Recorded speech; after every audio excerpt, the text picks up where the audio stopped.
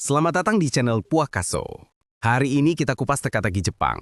Negara modern, makmur, berteknologi canggih. Tapi warganya semakin enggan menikah.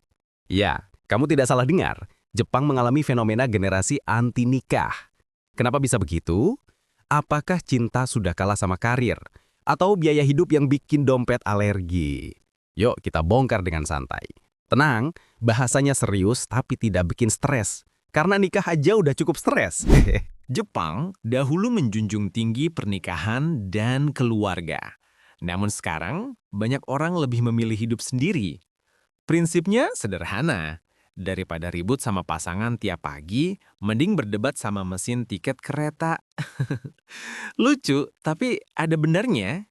Hidup mandiri kini dipandang lebih nyaman, fleksibel, dan bebas dari kewajiban sosial yang berat. Mari lihat datanya.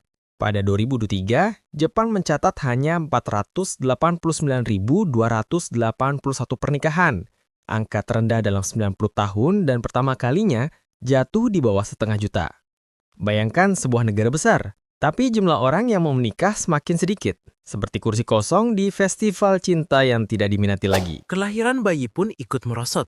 Hanya 758.631 kelahiran dalam setahun.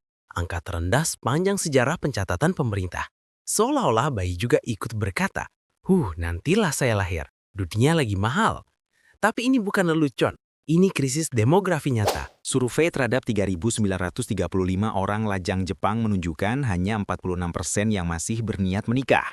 Bahkan, 25,6% warga dewasa Jepang memilih tidak menikah sama sekali. Separuhnya bingung, seperempatnya cuek. Sudah nyaman kok begini? Salah satu penyebab utama, ekonomi. Biaya hidup tinggi, harga rumah menyakitkan, dan kebutuhan sosial yang mahal membuat banyak anak muda berpikir menikah itu investasi rugi. Lebih baik beli kopi mahal tiap pagi daripada bayar biaya anak tiap bulan. Karir juga jadi alasan besar. Budaya kerja Jepang dikenal keras, lembur, tekanan, sedikit waktu pribadi. Banyak orang merasa menikah hanya menambah tanggung jawab baru. Hidup sebagai single profesional terasa lebih realistis.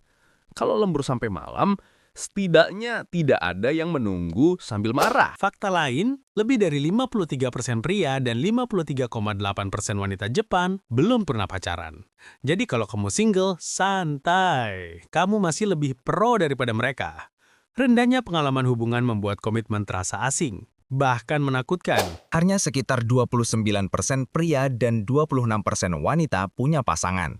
Sisanya sibuk dengan pekerjaan, hobi, anime favorit, kucing peliharaan, atau tidur.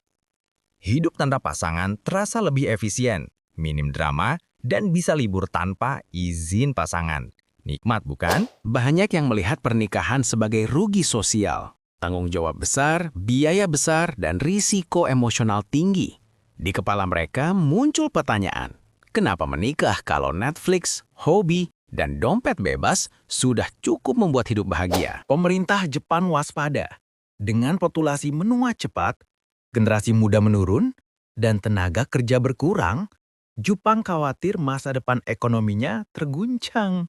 Negara seolah berbisik, tolonglah ya, menikah itu bagus kok, percaya deh. Pemerintah sampai bertanya ke generasi muda, apa yang kalian butuhkan agar mau menikah? Jawaban mereka, rumah yang terjangkau, jam kerja manusiawi, dukungan pengasuhan, dan masyarakat yang tidak menekan perempuan. Intinya, menikah harus terasa masuk akal, bukan proyek penderitaan. Namun, perubahan nilai sosial lebih kuat daripada kebijakan. Bahkan dengan hadiah uang atau subsidi bayi, banyak orang tetap berkata, terima kasih, tapi saya bahagia sendiri. Di Jepang, pernikahan telah berubah dari kewajiban sosial menjadi pilihan pribadi, dan banyak memilih tidak. Jika tren ini terus berjalan, Jepang menghadapi ancaman. Populasi menyusut, angkatan kerja hilang, beban sosial membesar, dan masa depan negara tak stabil. Ironinya, negara satu-satu paling maju di dunia kehabisan manusia untuk menjalankannya. Rasanya seperti robot lebih banyak daripada bayi. Kesimpulannya, fenomena Jepang bukan sekadar angka, tapi refleksi perubahan cara hidup global. Kebahagiaan punya banyak bentuk, dan generasi baru memilih bentuk berbeda. Terima kasih telah menonton. Saya Puakaso, pemilik channel. Ingat, kalau kamu belum nikah, santai. Di Jepang, itu sudah jadi gaya hidup nasional. Sampai jumpa.